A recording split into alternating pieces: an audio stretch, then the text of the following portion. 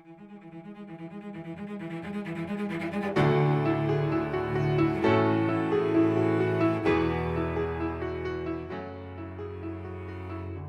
name is Kifla, originally from San Diego, moved up to Seattle almost 3 years ago.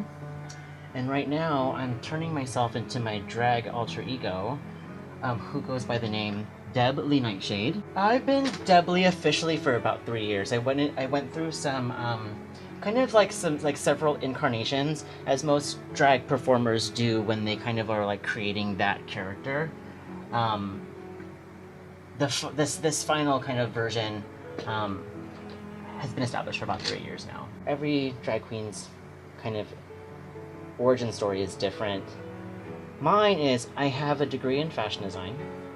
I've been a performer, meaning like an actor and a singer, for as long as I can remember, ever since I was little. And I am an accomplished hair and makeup artist by trade. And I realized one day that by doing drag, it was something that allowed me to put all of my passions and everything that I spent my whole life dedicating myself to together in like one kind of art form, if you will. It's kind of why I do it. It allows me to tap into certain parts of myself that I was afraid to before, or I never really kind of like explored. So it's very empowering. A lot of I find at least a lot of gay guys growing up go through what I call like femme shaming, like internally and externally by like the community or by people around them. You're always told about like gender roles and how you're supposed to be or act when you're a boy, and a lot of us tend to, at least in my experience, be very afraid, almost aggressively, against that feminine side of them. And everybody has a masculine and feminine side, no matter what degree it is.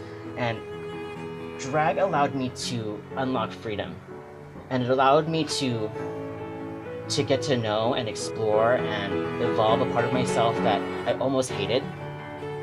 And it's empowering to kind of like tap into a part of you that you never really gave a chance and you now love. Did you hate that side of you because you were told to? Yeah, I think that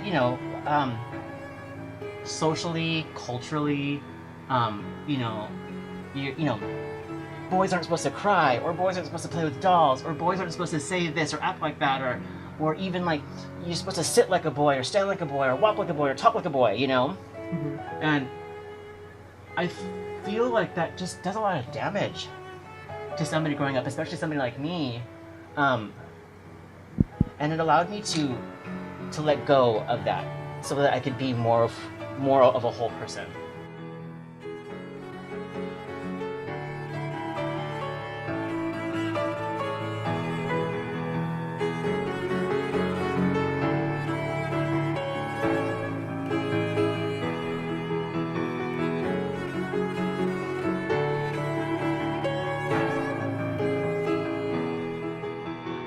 I've traveled all across this country, like especially in the South, like by myself in my car.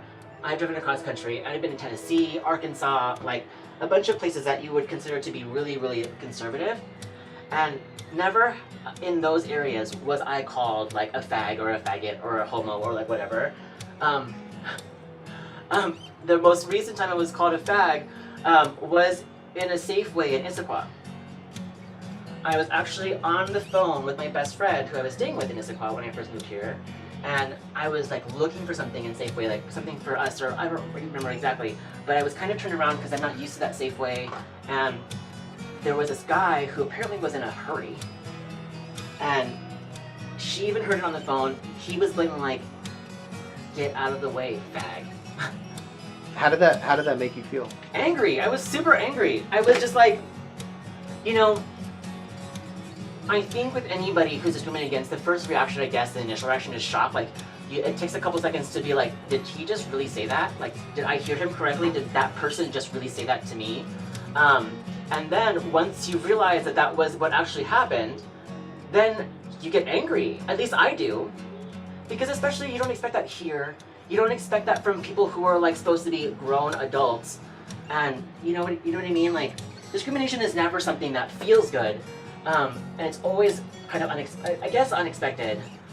You know, what I wanted to say to that person, I wanted to like get in his face and not be violent, because I'm not really a violent person, but I wanted to confront him on his ignorance. I wanted to be like, excuse me, did I hear you correctly? Did you just call me a fag? And call him out and let him explain himself in front of people who are staring, and make him feel like the smallest person, like he made me feel. I guess my final thoughts would be just to help people understand what the whole, at least what drag is for me. You know, I'm not trying to, I don't want to become a woman. I'm not, that is what somebody who is transgendered is. When I don't feel like I've been born with the wrong gender identity, but this is just my way of expressing my art. This is who I am as an artist and what I do for performance and how I like to explore my creativity. Seattle has an amazing drag scene. Something that's a little unexpected because most people think of like San Francisco, LA, New York, but 3 or 4 now attention-grabbing prominent queens that have been on Drag Race are from Seattle, and they've definitely helped to kind of like create this drag mecca, if you will. And so if you're in Seattle, thinking about moving to Seattle, definitely come and see a drag show. There's lots of venues for that. We are local artists who are trying to follow our passions. Most of us have daytime jobs, but really like, you know, most of us want to do this full time. Support your local drag queens and support your local drag community.